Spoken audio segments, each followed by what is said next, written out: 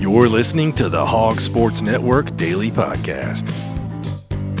Now, here's your host, Matt Jones. Hey, happy Thursday to you. Appreciate you being here. A lot to get to today on our show. Bubba Carpenter is in studio. We're going to talk Arkansas baseball's midweek sweep of ORU, plus this weekend series against South Carolina at Baum-Walker Stadium. We'll end the show with Anthony Kristensen from Providence to talk about tonight's basketball game between the Razorbacks and the Jayhawks at the NCAA Tournament. Arkansas beat ORU this week 4-1 and 16-0 in 7 innings yesterday. Almost saw history on two different fronts yesterday. Arkansas scored 12 runs in the 4th inning, and Cam Kozel with a couple of base runners flied out right in front of the fence. Otherwise, and if that ends up being a home run, it's the highest scoring inning in the history of Arkansas baseball. And then they took a no-hitter into the 6th inning of a 7-inning game. Dylan Carter ended up giving up a hit to lead off the 6th. But a couple of different – would you believe that there's never been a no-hitter at Baum-Walker Stadium, by the way, Bubba? Didn't know that. Yeah. So thought we had it yesterday, though. I felt really good when they had that one play to Frazier at third base, tough play. Which was initially ruled a hit, and then they overturned it. Yeah, you're at home. That's actually, I mean, that's not a hit. At home in a situation like that, you got to give an error. I don't think you and I can do a podcast without mentioning Oliver Grigg. He's the baseball communications director at Arkansas. He's also the official scorer for the games. And I told Oliver, I didn't say anything. He said base hit. I'm like, that's whatever. Anyway, and then about 4 or 5 minutes later, he comes back. He said, hey, we're going to change that to an error. And I said, I thought it was an error in real time. I thought that a good throw by Frazier to first base would have gotten the base runner. Right. No, you're right. A good throw would have gotten him. It's a tough play, though. It's a really tough play. But I think at home in that situation, you give an error every time. When I'm on the road, I want to hit there, though. Yeah. Yep. When you got a no-hitter going, you change it. So I don't know if you guys listen to us in the press box, but when there's one like that, I always get my opinion out there. I'm like, oh, you got to give him a hit there. I don't know if Oliver listens or not. He does not, or at least not out loud. Sometimes he'll have a little earphone in his ear. Maybe he's listening to you. I'm not sure exactly what he's doing. This 12-run inning that they had, this is number one. Everybody kind of thought it was over after 7 runs. Charles Davalin gets thrown out at first base, or at least that's what it was called on the field. And then you go back and you look at the replay and you see that his foot hit the bag before the ball got to the first baseman. And then after that, Vahiva Aloy, that allows a run to score, and then Vahiva Aloy has a 2-run triple, and then Logan Maxwell hits a home run. And that's kind of how these big innings go, is when you give a good offense a chance for extra at-bats or extra bases or whatever the case may be. A lot of times they're going to make you pay. But, it's the second time that I've seen a 12-run inning in person. I was there in 2010 when they set the record against St. Louis. And that night, they scored 14 in the first inning. And against St. Louis, they had 13 on base, or they sent 13 to the bat or to the plate before there was ever an out in the inning. So you don't forget innings like that. But a 12-run inning, that's something that, again, 15 years since the last time we saw that. Well, okay, so on the broadcast, people probably think I'm crazy, but you know what my favorite play of that whole inning was? Of that inning? Well, it probably not Davalin. Or is it the Davalin play? Davalin. Okay, yeah. So, by the way, are we Davalon? Are you saying Davalon? I say Davalon. Christina and I had this conversation yesterday, and we could not come to a consensus about how to say his last name. So we have just started calling him Chucky D. Chucky D? Chucky D. Well, that kind of goes back to like Robert Moore. I could never call Robert Bob. Never in my life have I called Robert Moore Bob. Everyone else called him Bob, like in the media. Like everything was Bob. I never called him Bob. Oh, you didn't? I never did. I know a lot of people called him Bob, and I just never could. And I called Charles Davalin Charles. All the players call him Chuck, apparently. So whenever I'm speaking to him, I call him Charles, but I never have to say his last name when I'm speaking to him. So I'm not butchering. I tell you, the thing that bothers me is when reporters start calling players by their nickname.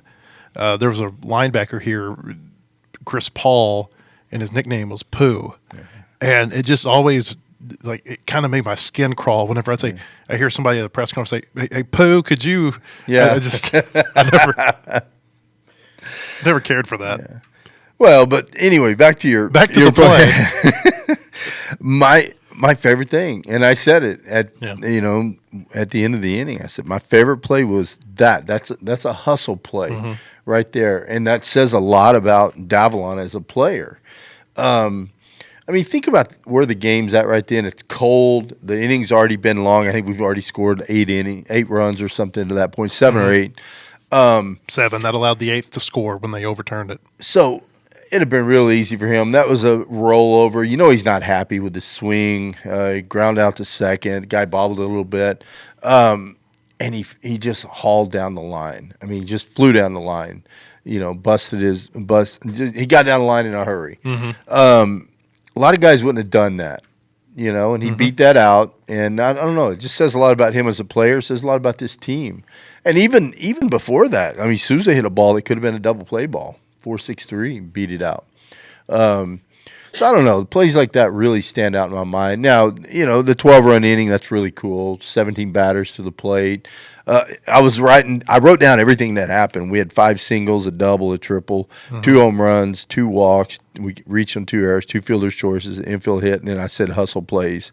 We had Souza and then Davalon. But the Davalon one really stood out to me, and I think it's just kind of an example of this team, and have him at the top of the order is huge. Stood out to Dave Van Horn, too, after the game. I asked him about the 12-run inning and how rare those are, and as part of the answer that you're about to hear here, he mentioned the Davalon play.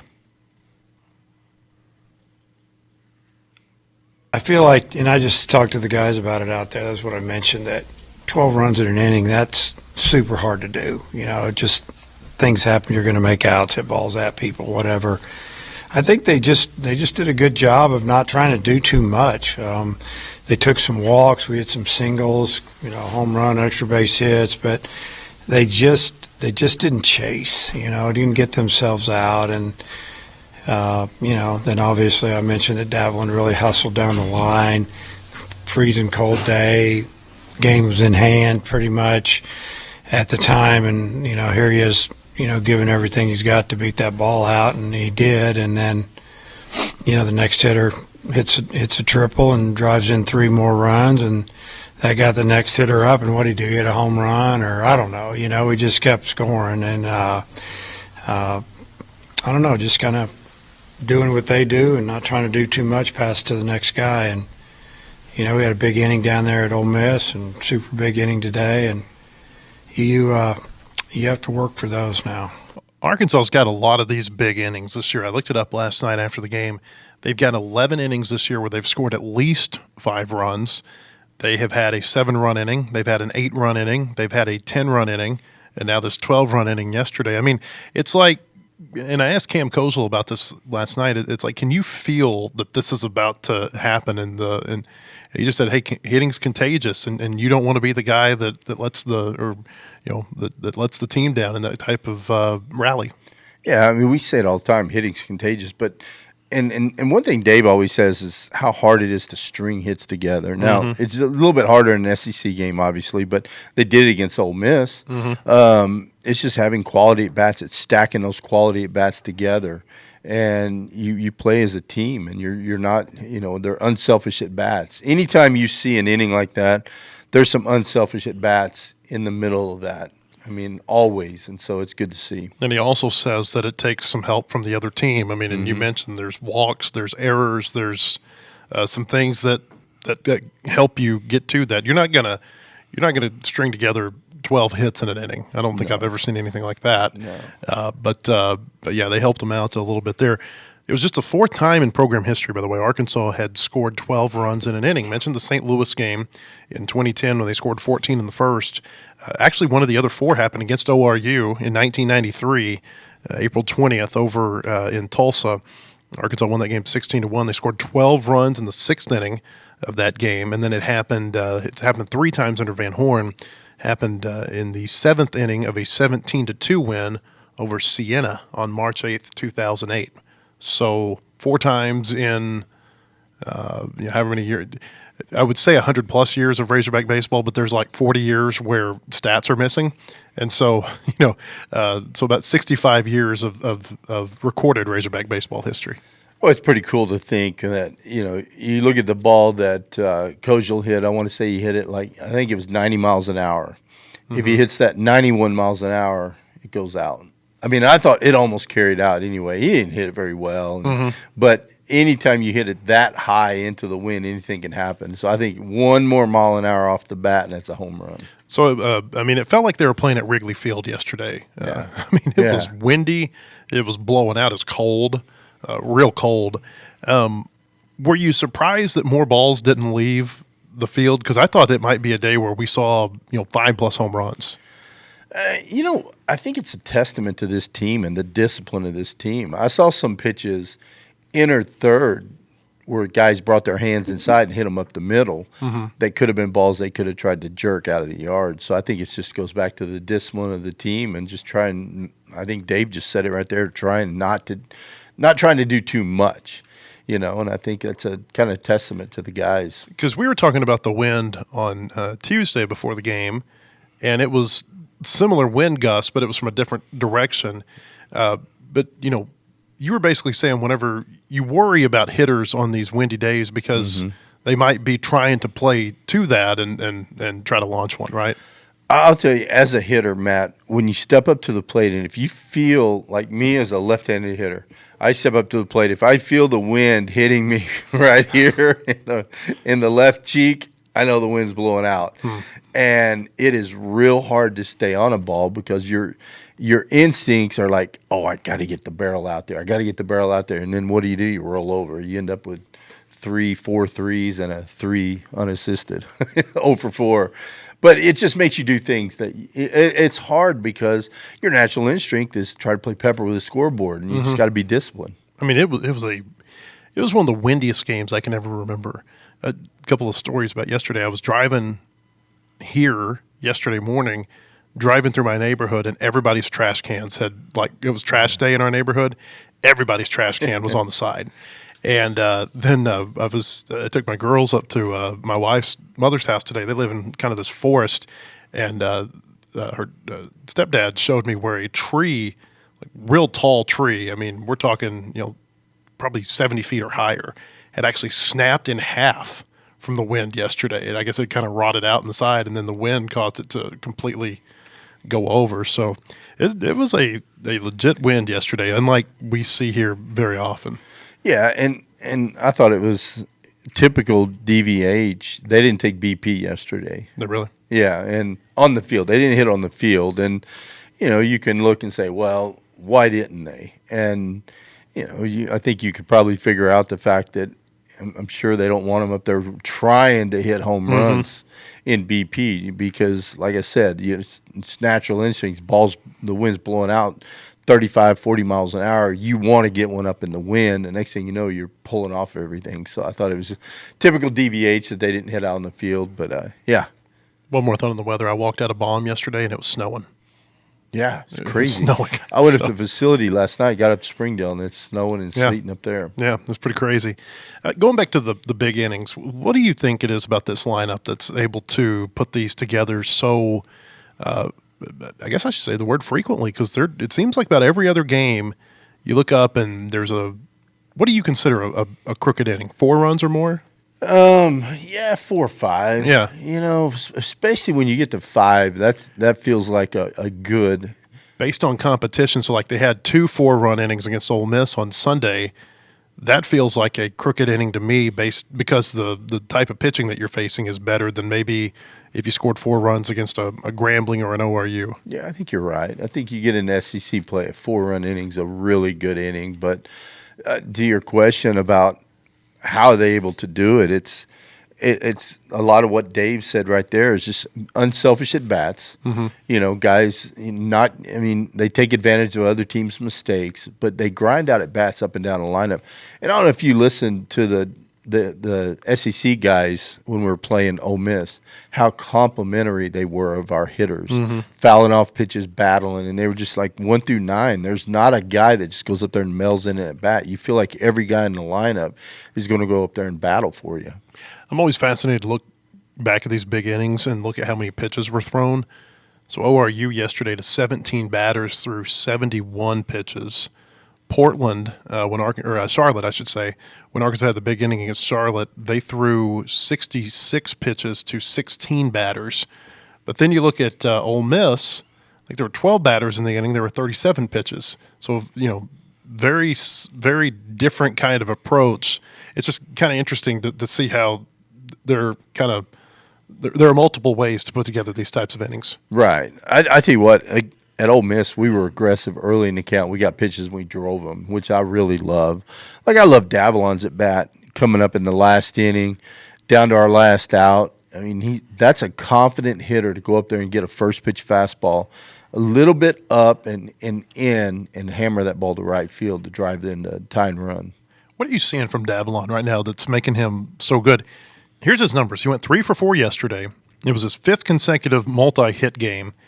He's got multiple hits in 8 of his last 10 games, and during that stretch over his last 10 games, he is 22 for 41. That's a .537 batting average from your leadoff guy. It's pretty good, huh? Mm-hmm. Here's what I see.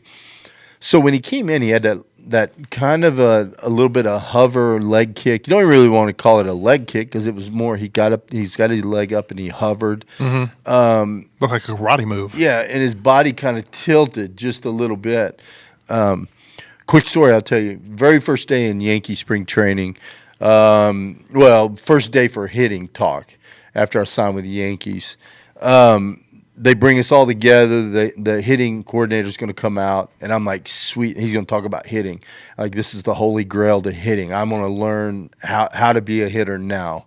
And very first thing they said, Matt, was they talked about keeping boxes stacked up. They're like, you got 3 boxes. Keep them stacked up. They're talking about your head, your middle, and your waist.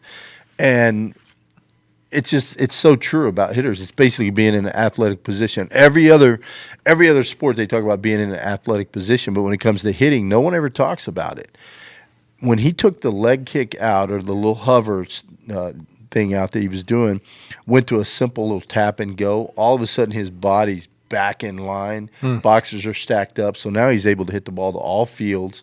He can still handle the ball at the top of the zone.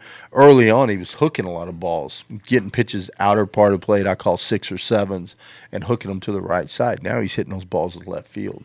When you see a guy going opposite field as much as he is, I mean, does that tell you that he's locked in? It tells me he's got a plan. Okay. It tells me he's got a plan and an approach at the plate. Because I see him taking pitches away, hit them to left. I see him taking pitches in, hammering them to right. But then with 2 strikes, you can see him like last night even. He had a pitch inner third, pulled his hands in, just shot it through the hole on the left side. I mean, that's a guy that's just that just knows how to hit. Mm-hmm. I love, and we've said this before, I love how he and Kojal from the left side, I mean, they abuse the left side of the infield. Yeah. I mean, it is opposite field. They'll pull some stuff every now and then, but it is a lot of stuff up the middle and opposite field with those two. And it's really fun, I think, to watch them hit. Because, I mean, going back to what you were saying about having a plan, I mean, you can tell they're not going up there and guessing. Yeah, I try to always figure out, okay, what's the pitcher going to do right here? What's our hitter going to do? And I try to match the two together, and it's kind of fun. It keeps the game exciting. I mean, I love watching good hitters hit. I love watching good hitters face good pitching. The battle between the two, to me, is just awesome, and I've loved it since I was a little kid, and I still love it. Another run roll win for Arkansas yesterday. Probably kept some freshmen from getting in. Asked Dave Van Horn afterward, do you want to say who they are? He said no. Doesn't want to say who they are. So I think that they're still, there's maybe they don't want to set up an expectation that you're going to see these guys, because you get to a certain point in the season, if they haven't pitched, it's not worth burning their red shirt to get them in a game. And there aren't just a whole lot of these 5-game weeks left where you might get an opportunity to put them in on a Wednesday developmental day. But I've got some thoughts about who they might have been, but maybe we'll talk about that at another time. I want to talk about game 1 for this ORU series. Arkansas won 4-1. Really, you go into these press conferences and it's like, okay, kind of what's the lead? What's the first question I need to ask about? And to me, it was Ben Bybee. And the 4 scoreless innings that he threw, retired 12 of 13 batters, retired the last 10 that he faced. and he stacked that on top of 2 really good innings against Ole Miss last week. And all of a sudden, it's like, man, this guy seems like he's found something. Yeah, he really – I think it all starts with he's getting ahead of hitters. I think early in the year he was getting behind hitters. Now he's throwing strikes, multiple pitches in the zones. He told me, I want to say after the game, he said he didn't have his curveball. Didn't really have his curveball going, but he had his slider going. Changeup was good. But what I've noticed is he's throwing his fastball. He can throw it at the bottom of the zone, which is really getting on top, throwing it downhill. And he can throw it at the top of the zone where it's got a little bit of carry on it, top of the zone. But most importantly, he's just getting ahead, working ahead of hitters and just pitching. And that's what it's all about. When he came in the game against Ole Miss last week, Ole Miss had put the leadoff man on base every inning, and they had scored in every inning. And, I mean, they were cruising. I think it was like 9-2, 9-4, something like that when he came in. And, that game could have very easily turned into a run rule, Bubba, especially if Bybee pitches like he had pitched at some other points this year where he's walking batters and leaving balls over the middle of the plate, where guys are crushing it. And here's my thought. If Ben Bybee doesn't pitch like he pitches in the Ole Miss game, I don't know that Arkansas wins the series, and here's why. Because of the way that he pitched on Friday, it allowed Arkansas to get close enough that they had – where I'm going with this. They had to get their closer warm on Friday, Connor Spencer. And then when Spencer threw on Sunday, he clearly did not have his best stuff. Right. And it's those little things like that can really add up. Even if it's a loss on that day – I think that his performance that day may have helped lead them to a series win. Yeah, and I think it's awesome that you pick up on that. A lot of people don't see the little things like that, Matt, but, I mean, little things like that matter. And, I mean, once again, that's why I love baseball. You can go through and just dissect a game, and it's so awesome every inning just to think about everything that happened. It goes back to – you and I talked about it earlier in the week. The what-if thing, and that's a huge what-if right there. Just Ben going out and doing what he did, really affected Sunday because you're right. He didn't have his good stuff on Sunday.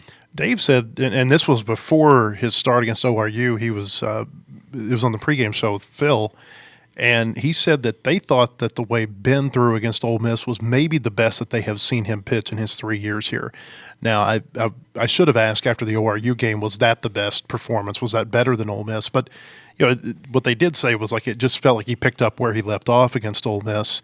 How do you think maybe he fits into the weekend pitching plans now if he's pitching like this? He's probably that middle guy they go to, bring the starter out. If he comes out early, they can go to Ben, eat up a couple innings. He could do about anything for you because, once again, he throws strikes. And they know what they're going to get out of him. And man, it's and it's not just, you talk about his off-speed stuff, but he hit 96 a couple times. And, his fastball's coming along. He's a big body guy. And for a big guy, he has a good changeup. He hides it well. A lot of the bigger guys, when they throw their changeup, they slow down. They show it, and you can see it plain as day. But Ben does a good job of hiding his changeup. All right, we got a lot more to go here on our podcast. When we come back, we're going to talk about the South Carolina series this weekend. Also, some updates on Gage Wood and Hunter Dietz from yesterday's press conference with Dave Van Horn. But first, a word from our sponsors. At Kindle King, we're proud of over 4 decades of design. We're continuing the legacy of great creative design by combining our brands of Kindle King, Soapbox, and Shopcart. Together, these brands represent a new focus in marketing design with individual attention to specific areas. Through our design expertise supported by a team of talented professionals, we showcase our best. We are Kindle King, we are Soapbox, we are Shopcart, we are design.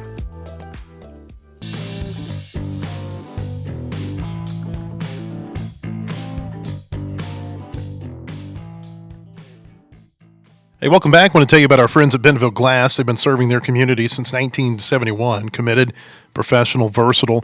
If you're looking for a quality leader in Northwest Arkansas or looking for skilled craftsmanship, look no further than Bentonville Glass for all your glass market needs with the highest quality products. You can come by and see them right now at 507 South Main in Bentonville or online at bentonvilleglass.com. Arkansas. So we were talking about this in the break a second ago. I wanted to ask you about ORU in that first game. Parker Coyle's cousin, Owen, is a DH at ORU. Owen's from Stillwater. Parker's from the Oklahoma City area in Edmond. And as Owen Coyle is getting ready to go to the plate, he's in the on-deck circle. It's his time to come up. They pull him out and put a pinch hitter in and deny the Coyle family, many of whom are in the ballpark, an opportunity to see these two guys, who grew up with each other, and an opportunity to see them face each other in a Division I game. I just thought that was terrible. Yeah, but I mean, I can understand why he did it. But yeah, for feel-good reasons, it'd have been really good. But Phil and I were talking about it leading up to that. We're like, oh, I hope they leave him in the game, and yeah, it didn't work out. But that would have been cool. Some things are bigger than baseball. Yep, that's what I'll say. So South Carolina comes in here this weekend. The Gamecocks are 17-5 overall. They're 1-2 in the SEC. They lost their series against Oklahoma last week. It was a 1-1 series going into Sunday, and it went to extra innings. OU won in 10, 6-5 at Founders Park. Over in Columbia, South Carolina won its midweek game this week over College of Charleston by a score of 4-3. That game was played on Tuesday. And so here come the Gamecocks, third year in a row that Arkansas seen them. Kind of an interesting deal because, the divisions don't exist anymore.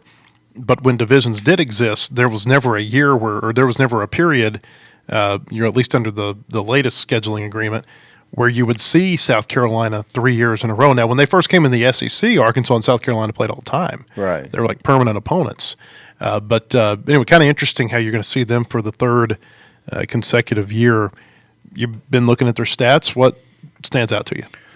If you look at them from a hitting aspect, I mean, their team average 285. We're at 322. They've hit 21 home runs. We've hit 47. We've scored 206 runs. They've scored 160. I mean, offensively, we're definitely putting up better numbers. Now, pitching wise, they're a little bit ahead of us. We're pretty comparable. The number that stood out for me first of all, we've walked 57 batters. They've walked 93, but we've struck out 219. They've struck out 250. That's a big strikeout number this early in the year. So opponents' batting average 201 is what opponents are hitting against them. Against the Razorbacks, 227. So they seem to have some power guys there that are getting it done for them. Looked at their starter stats. Their starter stats are pretty good, across the board. So who we think they may start. So should be interesting. Well, if you look at what they did last week against OU, they started Brandon Stone on Friday, Jake McCoy on Saturday, and Dylan Eskew on Sunday. We don't know exactly what their pitching plans are for this week. We'll see. Those guys have got, McCoy's numbers are a little high, 5.25 ERA, a 1.3 WHIP. But otherwise, the numbers are pretty good. You just wonder at this point, though, like who have they faced? You know what I mean? Now, I know they played Clemson. Clemson's usually a pretty good team. They lost all three to Clemson. OU's off to a good start. OU kind of, we talk about Alabama and how they're so good early in the year, but how are they actually going to do, once they get to SEC play? OU kind of reminds me of them. You see OU get off to a lot of these hot starts, and then once they get to conference play, it's not quite as good as it was in the non-conference. And that doesn't mean that just because it's happened in past years that it's going to happen this year. But I am a little skeptical about the fact that OU is the only conference team they played. Yeah, and it's so much easier when we get deeper into conference. Like once we get deeper into conference, I throw away the stat sheet and I just go SEC stats only. Because that's what really matters. Have you done that yet? Well, I looked at where they were. I haven't done it yet, but against they're ranked 13th in batting average. We're ranked 5th. ERA, we're ranked 8th. They're ranked 7th. But it's hard to tell after one series and one opponent because we don't know about how good OU is. I think I would say that Ole Miss is definitely better than OU. So Cole Messina's gone from South Carolina. I'm Finally. Sure that makes you happy, right? Oh, my gosh. He was a Razorback killer. Yeah, that guy's unbelievable. Yeah. We couldn't get him out. That SEC tournament game he had was phenomenal. Yeah. Yeah, it was crazy. Everything he hit. Yeah, no, I mean he's great. They do have Ethan Petrie back. I'm trying to find these Petrie stats, but basically Arkansas has owned this guy, and he's a great hitter. I mean, this is a guy who's probably going to be a first-round draft pick later this year. There was one point in his career where the Baseball America types were saying that he might be 1-1 in 2025. Now he's not going to be. He's probably going to be somewhere in the teens, maybe even in the 20s. Overall. When he gets picked, but this is a career 341 hitter, and he just has not hit well against Arkansas. Here's the numbers. He is 2 for 28 in his career against Arkansas. 7 games, 17 strikeouts. 2 for 28 with 17 strikeouts. Put another way, Bubba, 13% of all of his career strikeouts have come in the 7 games against Arkansas. 13% of all of his strikeouts in 5% of his career games. Arkansas has figured out a way to, like if this happens one game or 2 games, it's like, okay, maybe he had a bad day. Right. When it happens in 7 games over the course of 2 years, it tells me that they have figured out a way to pitch him. It's crazy to think that. I remember when he came in as a freshman, and I heard a lot about him. I think he was leading the league in batting average when they came to Fayetteville, and that was the next to last series of the season in 23. Yeah, and I remember by the end of the series, he just was done. He just looked defeated at the plate, and we just carved him up. So kudos to the scouting staff for figuring out a couple of holes in that swing and how to attack it. He struck out 4 times against Arkansas at the SEC tournament last year. Again, they figured something out with him, and I'd be interested to see if that can continue this weekend. It's different pitchers in a lot of cases than the ones that have faced him in the past. It's one thing to identify something, because you can look at Razorback hitters, and most guys have a hole in their swing somewhere. You just got to find it, and then once you find it, you've got to be able to attack that spot, and it's easier said than done. Even if you know what the weakness is, you've still got to be able to execute that pitch into that location. So, be interesting to see. And then on the flip side, he knows what's getting him out. And once again, this goes back to what's awesome about baseball is a little game within a game. Yeah, it's a game within a game, and every pitch, is like it's blackjack. Every card changes your odds, and every pitch changes your odds. And so, that's kind of stealing that from Moneyball, but it's so true. And so it's awesome to see. But at this point, he knows exactly how we're going to attack him, and it'll be interesting to see if he makes an adjustment. So South Carolina, their new coach is Paul Maneri, who spent 15 seasons at LSU, won a national championship there, had a lot of years where he had national championship caliber teams. Didn't end real well for him at LSU. They kind of went downhill his last 2 or 3 years, but this is a Hall of Fame coach. I asked Dave Van Horn yesterday about what's it going to be like seeing Paul Maneri back in the dugout this weekend. It'll be different seeing him in a different uni like that. I've known Paul for a long time, coached a lot of games against him, and it'll be fun to see him over there. When game starts, all about trying to beat him. I think there's a lot of mutual respect between Van Horn and Maneri. I certainly know on Maneri's part, every year whenever Arkansas was getting ready to play LSU, you would hear him talk about how much he respected Van Horn and the Razorback program. I was listening last night. He had a coach's show in Columbia, and again, it was talking about Van Horn and how much he respected Arkansas's program. Their series, whenever Maneri was at LSU, was always really competitive. I don't know. I looked up the record. Maneri has a 34-17 record against Van Horn, and I don't think that's reflective of just how competitive the series was. LSU a lot of times would win 2 of 3, and they would figure out a way to pull the carpet out from under Arkansas, whether it be remember the Jax Biggers throw to first base with 2 outs in the 9th inning, or the Possum game down at LSU in 2016. It just felt like, I don't even know. I don't feel like 34-17 is really reflective of how good the matchups have been between their teams. Yeah, I think it's been a lot of fun, and we're talking about last night on the broadcast about how it's going to seem odd seeing him in a different uniform. You get so used to it, like Bianco. seeing him in a different. I mean, those guys you just, Sullivan out in Florida, seeing him. Those guys you just get used to seeing them in that uni, and so I don't know, but I think it'd be a good series. I think South Carolina's going to be well coached. I think he does a good job with the team. Should be a lot of fun. What do you remember about his LSU teams? I remember they play hard. I mean, I really do. And I mean, it's, we talk about certain teams play hard and then some kind of dog it. And his teams always play hard. That's the thing I like about them. They seem scrappy. They don't quit.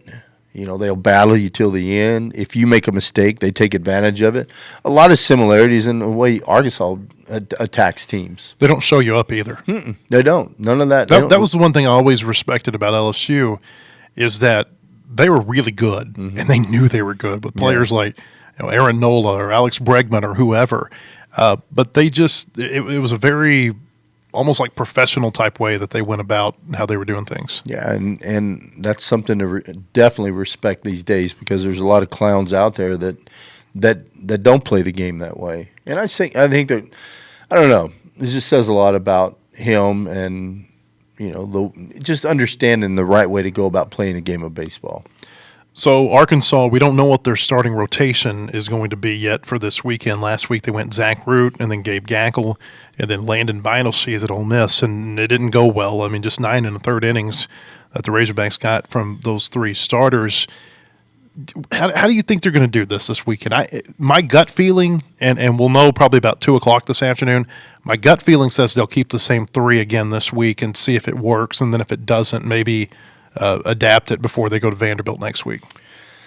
Yeah, I don't think they're going to change it. Now, I haven't seen the splits. I haven't seen how South Carolina does against righties versus lefties. Haven't gotten into that yet. I think they'll leave it the same. I really think Zach Root pitched, and I get it. Both guys got to go out there and pitch. I think the day that he pitched was a really tough day to pitch. You're playing at Ole Miss.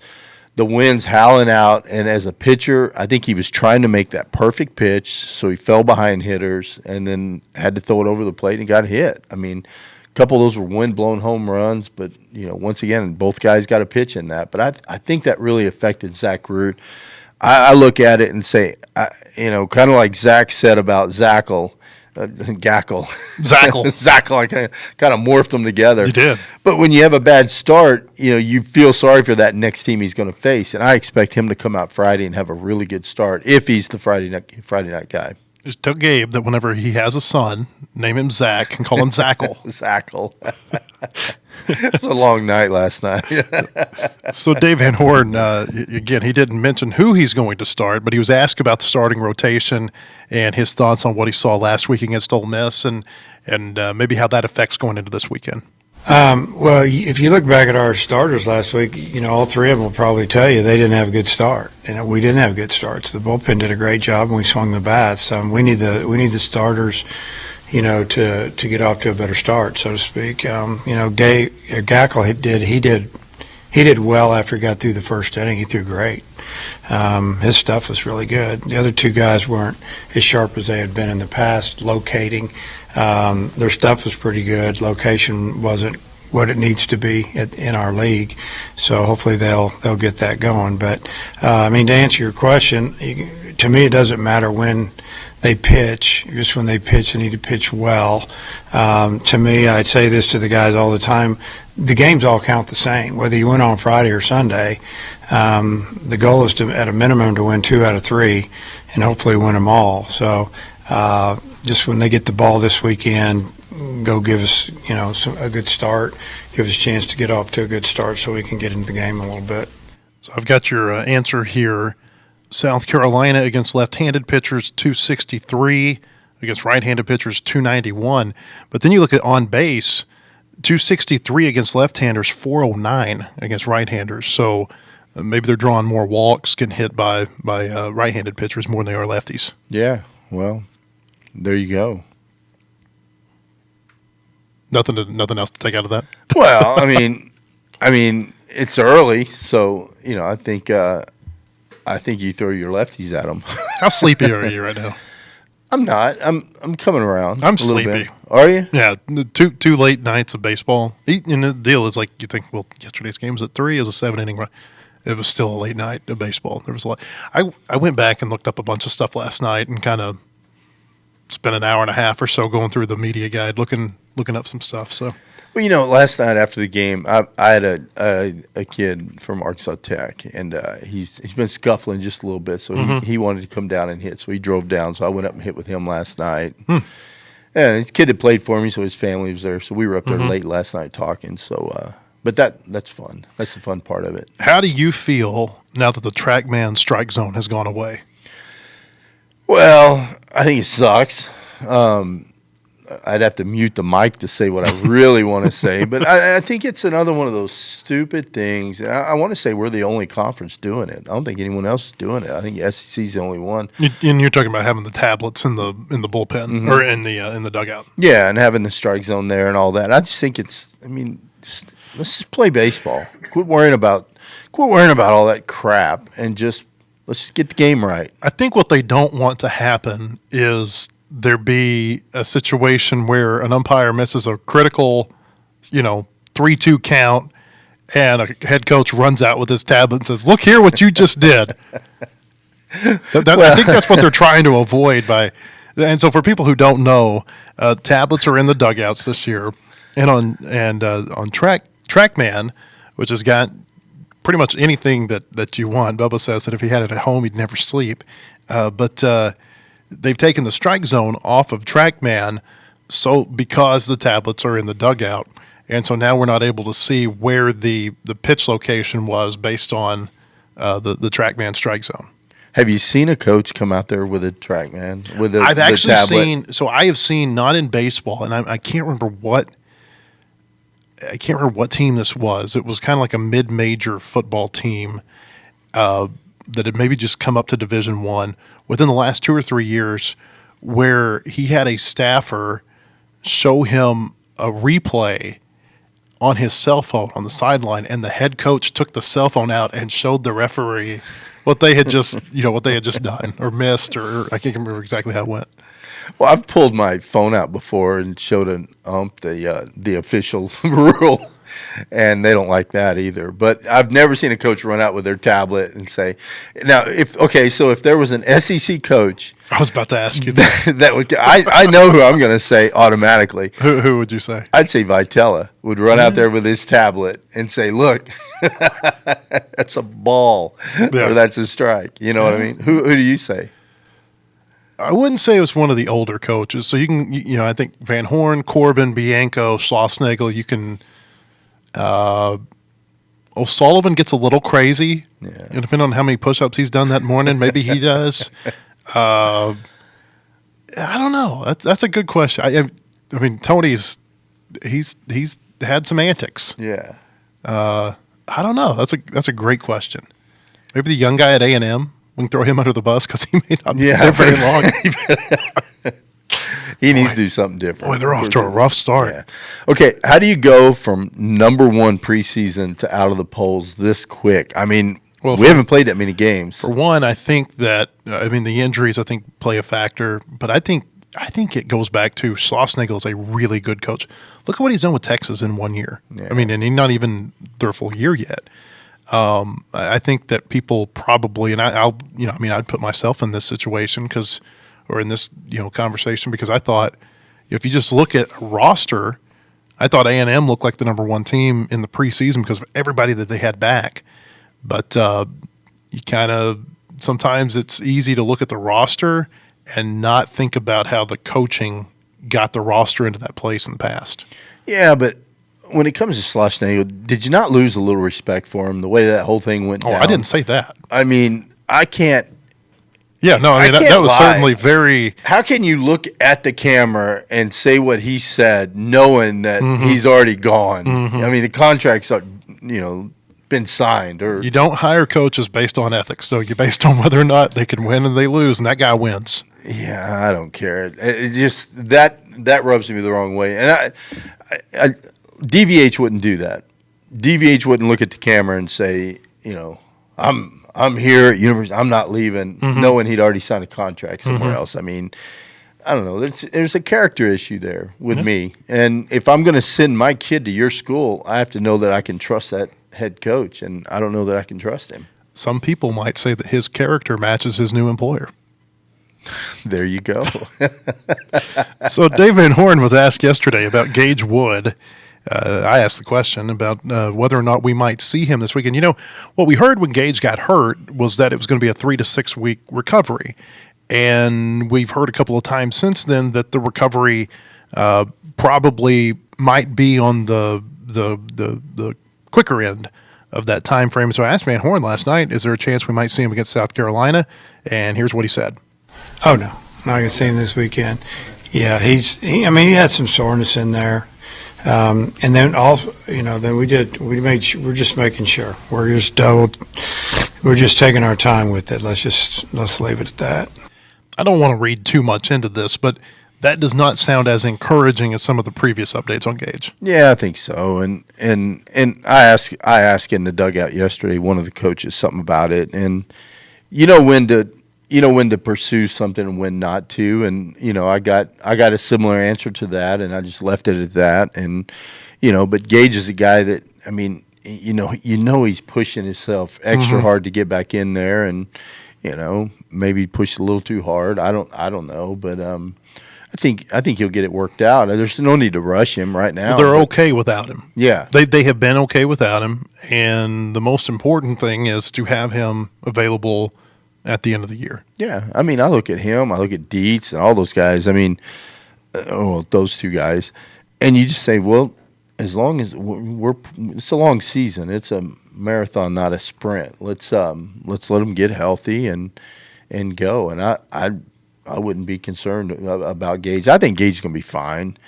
There's so much, and you look at how muscly he is now. There's a lot of stuff going on in there, and so you got to get all that right before you rush him out there. Hunter Dietz, Bubba mentioned him. He was also asked about last night in the Dave Van Horn press conference.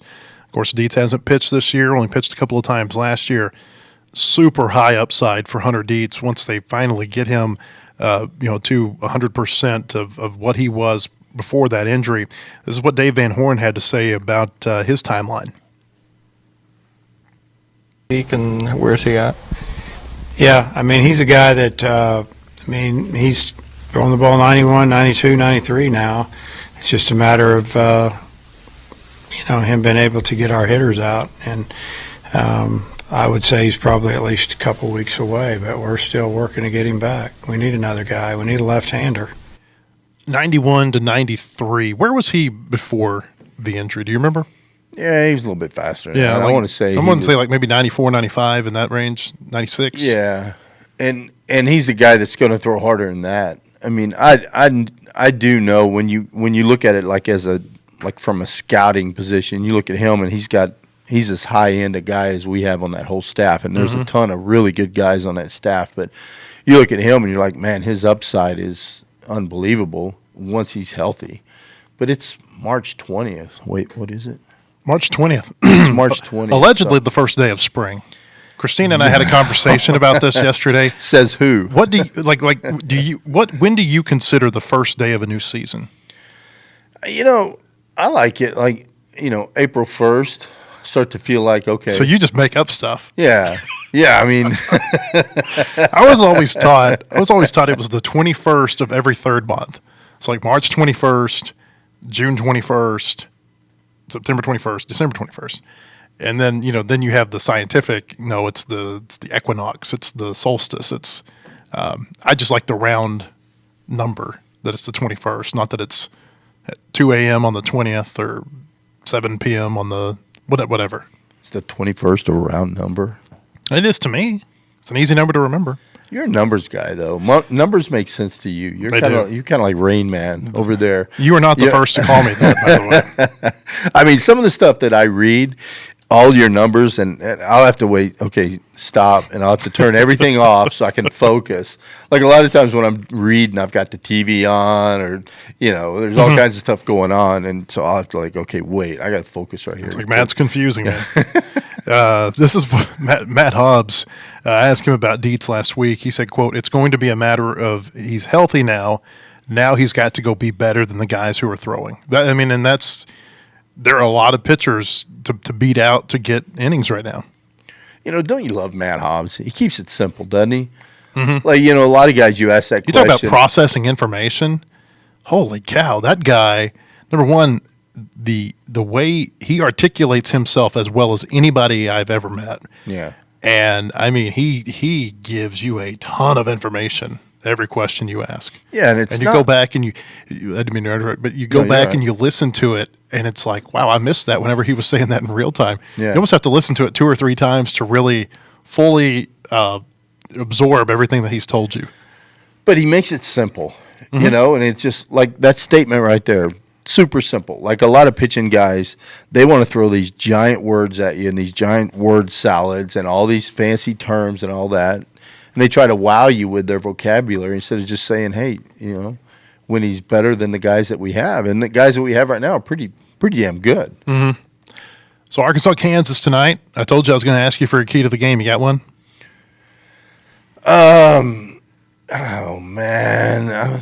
No. Arkansas win. How about that? How do they win? They can't. You know what? They're too up and down. Like, they go on a run, and then they just fall off. Too many, like, long droughts without scoring. Yeah, I think to be consistent. I think it's important. It's not have that big. It's kind of like my golf game, having that one bad hole that just runs the rest of it. It's kind of like Razorback basketball sometimes. Did you hear me ask Ben Bybee about the conflict within his family? His parents are KU grads, and he grew up going to KU basketball games because they were season ticket holders at Fog Allen. No, because I couldn't hear it. I tried to listen to it. I couldn't hear it. I don't want to throw anyone under the bus, but I didn't have a lot of volume. Wasn't my fault. I'm not sitting back there at the back of the room running the controls. I tried to read lips, but I had no idea what was going on. That's why you need to read the stories. It's right there for you. All right, yeah. Ben Bybee, he said, by the way, that his family, they're all going to be Razorback during this game, but I have a feeling if KU wins tonight, they'll be for KU moving forward the rest of the tournament. Bubba, appreciate you being here. Yep. When we come back, Anthony Kristensen is going to join us from Providence to talk about tonight's game. But first, a word from our sponsors. At Kindle King, we're proud of over 4 decades of design. We're continuing the legacy of great creative design by combining our brands of Kindle King, Soapbox, and Shopcart.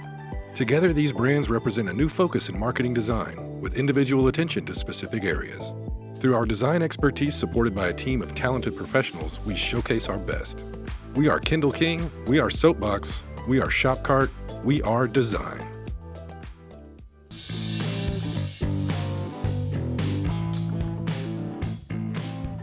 Hey, welcome back. I want to tell you that Scott Tabor is coming to the Hogs Illustrated Sports Club. That's going to be on Wednesday, March 26th at noon at Home 2 Suites in Springdale. You can reserve your seat now at ozarkstix.com, OZARKSTIX.com for Scott Tabor, the Razorback baseball great. You can get the latest breaking news on all Razorback sports at WholeHogSports.com, most in-depth source for all Razorback sports, analysis, latest in recruiting, unique stories on all your favorite teams. Subscribe today at WholeHogSports.com. You can subscribe to our podcast by searching Whole Hog Sports on Apple, or you can find a video version on YouTube by searching Whole Hog Sports on YouTube. We also post the video each weekday to our social media page. Anthony Kristensen is in Providence, where the Razorbacks play Kansas tonight in the NCAA Tournament, first round. Estimated tip-off time is 6:10 p.m., but you know how this goes. A lot of times that can get pushed backward, especially if you have a long game beforehand, and there's 2 games before Arkansas, Kansas at that site today in Providence, beginning with Purdue and High Point this morning. Clemson and McNeese are going to play a little bit later. 6:10 Central is the announced tip-off time for Arkansas, Kansas. The game is going to be televised on CBS. Anthony was there yesterday when the teams had their media day, press conferences with each of the 8 coaches who are at that site, plus the teams who are there also had shoot-arounds, kind of, modified practices on the floor at the Amica Mutual Pavilion. Did I say that right, Anthony? Amica? Amica Mutual Pavilion, yes. Okay. That's where we're at. Okay, I could see where you could say it Amica, but Amica. I think it's Amica. Maybe it is Amica. I've been saying Amica the whole time, but that just sounds more natural, I guess. I don't know. let's amicably agree on Amica. How about that? Hey, So I mean, what did you learn anything yesterday at all from listening to Calipari and Bill Self? I learned John Calipari doesn't like my haircut. But other than that, nothing too extreme. He did say Boogie Flan's hand bothered him a little bit in one of his recent practices, but he's still full go. He's ready to play. But nothing too newsworthy from those games. I know Zvonimir Visic is good to go. Obviously, his wrist was bothering him in the SEC tournament, but he's good to go. But nothing too newsy. But yeah, I think. At this point of the season, you are what you are, so there's not going to be a lot of new twists and turns that you're going to get from any of that stuff. So there is that. But no, it's exciting. I'm standing here in the stairwell just with High Point and Purdue, just about getting ready to get started. I said yesterday I couldn't stop smiling. The grin's only gotten wider. So. Yeah, we're ready to go. I'm excited. Did you talk to Boogie at all yesterday? Because this would have been the first time I think that you would have had a chance to speak to him since the injury happened. I did not, but Ethan Westerman did. So we split up. I did the press conference, and he went into the locker room, and he got to talk to Boogie a little bit. And he said, his wrist is fine. He just doesn't want to upset any of the chemistry or anything like that. So. There is that, but yeah, Ethan got to talk to him. I did not talk to him, but yeah, that's kind of that. He seems ready to go. I watched him in practice a little bit. It looks like it's not bothering him. He's not wearing a brace or anything, so there is that. But yeah, no, I think he's ready to go. I'm sure he's excited to get back on the floor after such a long time away. So yeah, that's kind of where that is. Okay, so Anthony teased this a second ago. This is what John Calipari had to say yesterday about Boogie Fland, his injury, and just kind of how he fits into the rotation in this game tonight against Kansas. I'm trying to think of the rotation. Like, how am I going to do this? It was a great story when he came and said, look, I'm going to be able to go, but I don't want to hurt the team. They're doing some good stuff. And I said, but then he said, but if I can help this, I said, yeah, you can help us. We only have 7 guys. And so now I'm not, how we rotate this and how we slide him in is going to be really important. And I'm just telling him, just go be you. Don't worry about making shots, shoot balls. If they go, they go. If they don't, they don't. Do some of the stuff you did before you went down. Did it seem like his shooting form was okay? Yeah, for sure. He's looking like Boogie Fland. I mean, obviously they weren't going full go in that practice, so it's, I guess, a little tough to say 1,000% sure that he's looking like he's back to his best. But his shooting form looked like it did. It looked like Boogie Fland's shooting form, and it looked like he's feeling good. He's ready to go. Didn't look like his thumb or his hand were bothering him really at all, which obviously is going to be good. It'll be interesting to see just how smoothly he integrates back into that starting 5, if he was to start, of course, or in the rotation in general. But yeah, no, it didn't look like it was bothering him at all. It looked like his shooting form was what it was. Yeah. Bill Self also spoke yesterday during this. Obviously, he had his own news conference there in Providence, and he was asked about the October 25th exhibition game at Bud Walton Arena. Arkansas won it 85-69, as most of you well know. And he was asked, what he remembers about that game and how Boogie Fland in particular affected Arkansas that night. And this is what Bill Self, the Kansas coach, had to say. Well, they dominated us in the exhibition. Hunter didn't play, Ryland didn't play, Shaq didn't play, if I'm not mistaken, Adu didn't play for them, and Nelly was not quite healthy yet, even though he played. athletically, they were much more physical and faster, especially at the guard spots.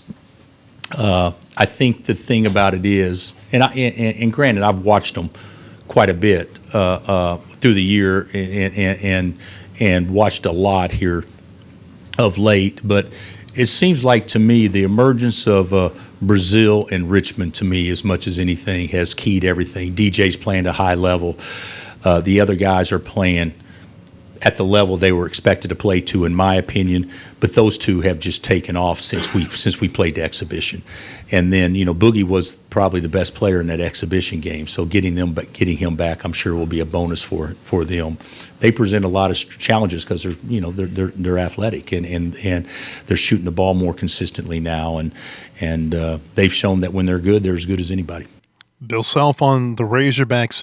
Another soundbite from Self that we'll play here, and this one kind of stood out to me, and it speaks to the quality, I think, of the teams and the coaching here in this pod in Providence. Basically talking about the potential of an Arkansas St. John's rematch, which, of course, a lot of national people have spoken about this week, and how that would pit Calipari and Pitino on opposing sidelines. Obviously, their rivalry when Cal was at Kentucky and Pitino was at Louisville was legendary. And this is what Bill Self had to say about Kansas maybe flying under the radar a little bit this week. I would think, and I don't know positively, there'll be a little storyline with Kansas and Arkansas, but the potential of a Calipari-Pitino second-round game may put Kansas in a favorable light, to be honest with you, because we've been talked about enough over the years and over time. And I'm kind of looking forward to having people talk about the others, and maybe we can kind of sneak up on somebody. Bill Self on Kansas maybe being an underdog, so to speak, in Providence this week.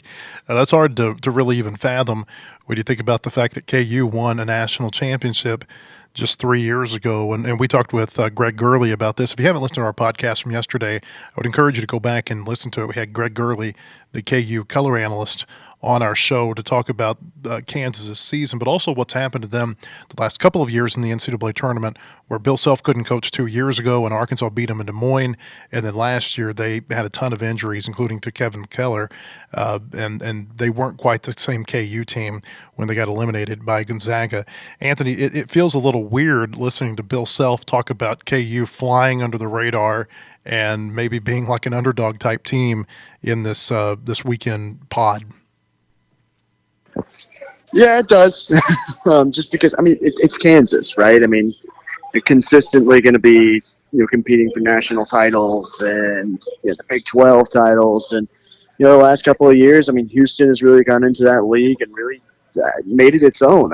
It feels kind of odd to say just because of how much Kansas has dominated over the years. But Houston has really, really come in and made the Big 12 its league.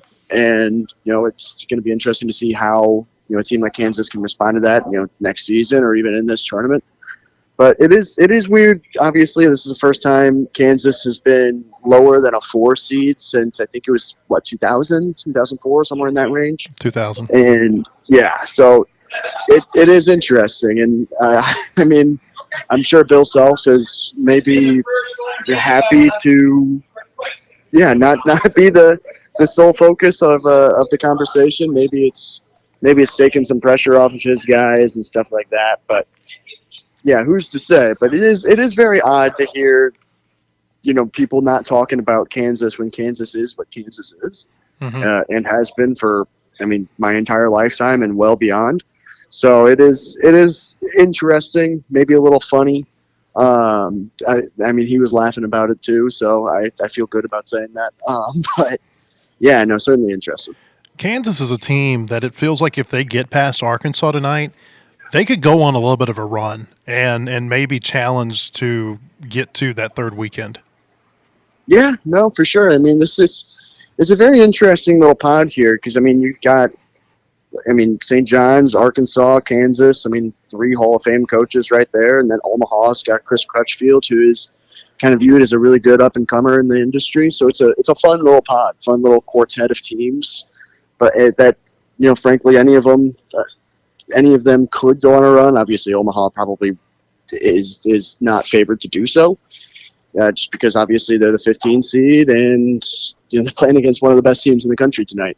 But yeah, I mean, any of these teams really you could see making a run to Sweet 16, Elite Eight, Final Four, because they all have the talent. All the three, I guess, favorites, if you will, in this pod have the talent to do that. But obviously Kansas is down from what it typically is. Arkansas was not as good as people maybe thought they would be going into the season. So do they put it all together at the right time and make that run right here? I mean, that's what you dream of in March. So it'll be fun to see. But I mean, this pod it's loaded with talent, loaded with Hall of Fame coaches, loaded with great players, and it should be a lot of fun to watch.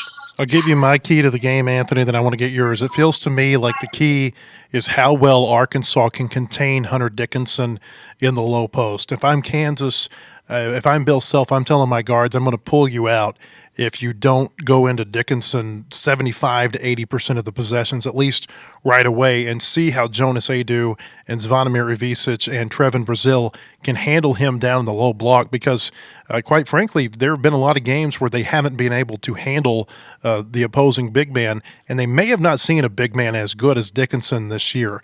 I don't think that that's a stretch. I mean, this is a guy who's going to be an NBA draft pick. He's a guy that is an All-America type player. His credentials speak for himself. If I'm Kansas, I go straight at Arkansas's big men, and I see if they can defend Dickinson without fouling him. What have you got? Yeah, I would agree with that. And then I would also, and it just maybe feels like a cop-out answer, but whoever hits their shots, right? I mean, these are two very good defensive teams. I think Kansas is rated 11th in defensive efficiency on KenPom, and I think Arkansas is hovering around the 20-ish range. I can't remember exactly off the top of my head, but these are two very good defensive teams. So it's going to take somebody finding a way to break down those defenses and get to the basket. If that's Kansas, is it going through Hunter Dickinson? Probably. If that's Arkansas, is it finding Zvonimir Ivisic or Jonell Davis hitting those threes on the outside, or is it driving to the basket with DJ Wagner? I think that's another key. I think you're right there on the money with how Arkansas is going to defend Dickinson as kind of the biggest key, but I'm also kind of curious to see which team kind of takes advantage of its open looks that it's going to get. Is Zeke Mayo going to hit the threes for Kansas? Is DJ Wagner going to hit, get going, drive into the basket for Arkansas? So I think those are the big keys for sure. Anthony, appreciate you being with us.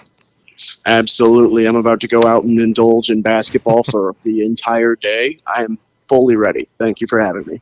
Sounds good. Anthony Kristensen, you can read what he and Ethan Westerman have to write tonight from Providence on our website at wholehogsports.com. We're going to have plenty of Razorback baseball coverage today on our website, too. Looking ahead to that Arkansas-South Carolina SEC home opener this weekend at Baum-Walker Stadium. We appreciate you being here. Hope we see you at our website, wholehogsports.com, and we're sure we'll have plenty to talk about tomorrow on our podcast. Hope to see you then.